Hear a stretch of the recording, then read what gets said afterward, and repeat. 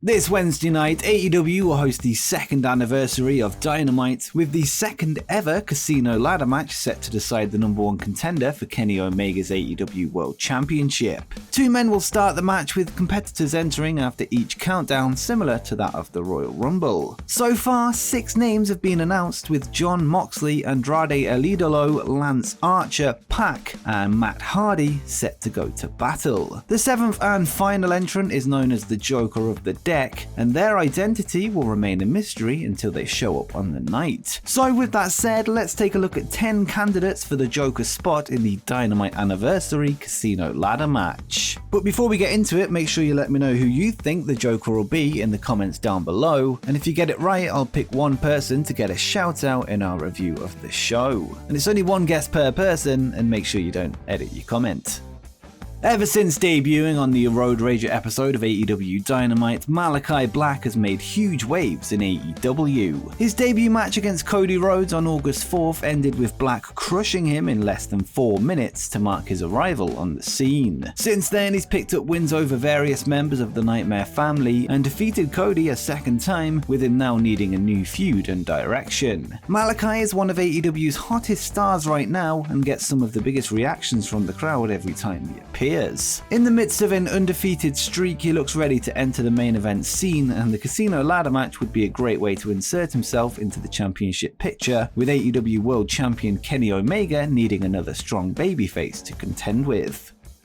After a long and dominant reign as the AEW TNT champion, MIRO was finally dethroned by Sammy Guevara in his first singles loss in AEW. Despite this, MIRO hasn't lost any momentum, and many still see him as one of AEW's most intimidating athletes. He has already proven himself to be a great mid-card champion, and a win in the casino ladder match would be the perfect way to bounce back from his title loss. MIRO and AEW World Champion Kenny Omega are both heels, and it could be said that this would pose some problems. However, I think it would be easy to get fans behind MIRO without changing his character too much, simply by booking him against the Elite as a complete destroyer. When MIRO joined AEW, he named Kenny Omega as his ultimate dream match, so finally he could get his wish. In December last year, the opening of the Forbidden Door was a shocking development in the pro wrestling world. Since then, wrestlers from promotions like New Japan Pro-Wrestling, Impact Wrestling, and Ring of Honor have all made their AEW debuts. Although outside wrestlers have never challenged for the AEW World Championship, this could all change come October 6th. Former IWGP World Heavyweight Champion, or current depending on who you ask, Will Ospreay has been very vocal on social media about wanting to face Kenny Omega. The two had a back and forth when the PWI released its top 500 list, in which Kenny was ranked number 1 and Ospreay number 7. During the exchange, Ospreay told Omega to open the door, let's have this conversation. It's also worth remembering that Ospreay is currently residing stateside whilst refusing to work shows in Japan after he was stripped of his world title belt, meaning travel issues are far from a problem.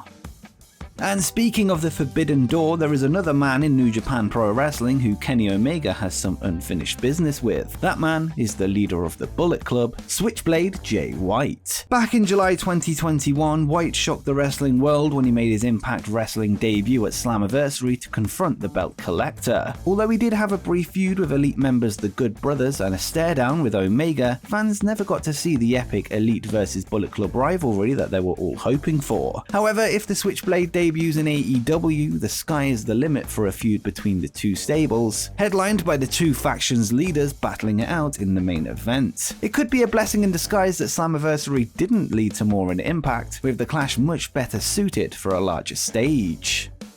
Wyndham Rotunda, popularly known as Bray Wyatt in WWE, was one of the most unexpected releases in recent times. Before his contract was cut, he had elevated himself back to the main event scene by introducing his new character, The Fiend. Unfortunately for Wyatt, bad booking damaged him, another example of WWE's self-inflicted wounds. The signing of Bray Wyatt to any promotion is a license to print money, and should he decide to choose AEW as his next career path, it would be the perfect place for him to explore his creativity. This pick is a little bit more complicated than the others, as reports differ as to the status of his non-compete clause. I personally expect that his non-compete clause ends in late October, on the 29th to be exact, but some sites have reported that he has the option to end it sooner, allowing him to show up basically whenever he likes. Whilst this does seem unlikely, we'll throw him in this list as the wild card.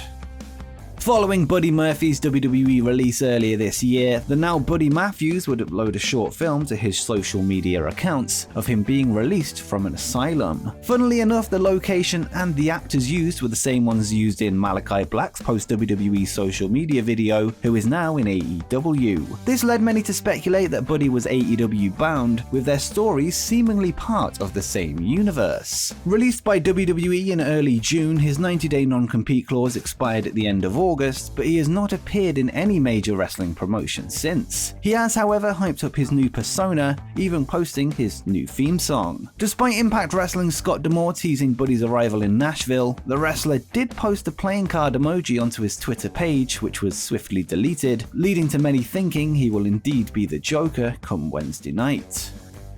Released on the same day as Buddy Murphy, Braun Strowman's non-compete clause has also expired, with much talk surrounding his next destination. Impact Wrestling EVP Scott D'Amore has dropped hints that Braun might join Impact, suggesting he will debut on the Bound for Glory pay-per-view on October 23rd. However, if recent events in wrestling have taught us anything, it's that we must never say never. Reports from Fightful state that no deal has been agreed between Impact and Strowman, and they did note that AEW has also been in contact. Being a former Money in the Bank winner, Braun has the experience with ladder matches, and his imposing size, strength, and speed will give him quite an edge over the other wrestlers. Love him or hate him, he's an impressive athlete who has shown incredible character development with his recent work on Free the Narrative, showing a side of himself that we never got to see in WWE. Perhaps one of, if not the best wrestling moments in modern history occurred on the 20th of August 2021 in the city of Chicago, when CM Punk made his return to wrestling in his hometown. The moment was critically acclaimed by all and produced one of the biggest pops in recent memory. Following his arrival, Punk has avoided being shot straight to the title picture in AEW, this partly due to his desire to work with younger talent, mixed with AEW's ranking system making an instant title match impossible. That is, unless he manages to get a win in a casino ladder match or battle royal. If Punk does want to earn a shot at the AEW World Champion, Wednesday night would be the perfect place to bypass the rankings, setting up a dream match between the best in the world and the best bout machine. This would also give Punk the opportunity to show that he can still hang with the best the business has to offer.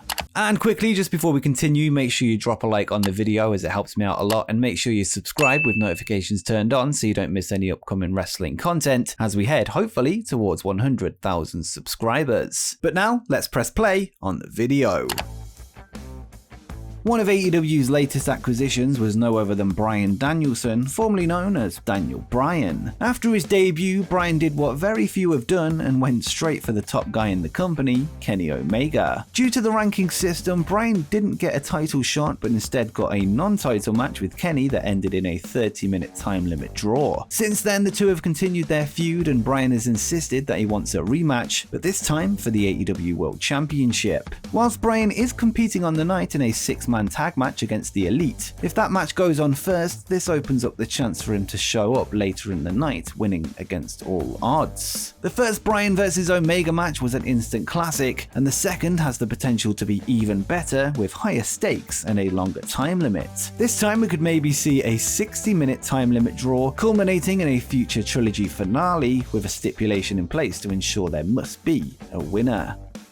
Ever since Kenny Omega won the AEW World Championship, fans have been adamant that Hangman Adam Page should be the one to dethrone him. The storyline between the two has been long-term storytelling at its best. After they lost their AEW World Tag Team Championships, Kenny turned heel and became the promotion's top star, leaving Hangman in the dust, longing for revenge. Many speculated that a match between the two would occur on September 5th at All Out, before Page went on hiatus from the company due to his wife being pregnant. This seemingly pushed back the showdown between the two, which likely was for the best as to not be overshadowed by CM Punk's return match and the conclusion that led to Bryan versus Omega. With Omega looking for his next challenger, Wednesday's Dynamite Anniversary show seems like the ideal place to spark the next chapter of Hangman's redemption. And with that said, make sure you let me know who you think fills the Joker spot this Wednesday in the comments down below. And before you go, make sure you check out my video where I discuss the secret wrestling returns of CM Punk before he showed up in AEW.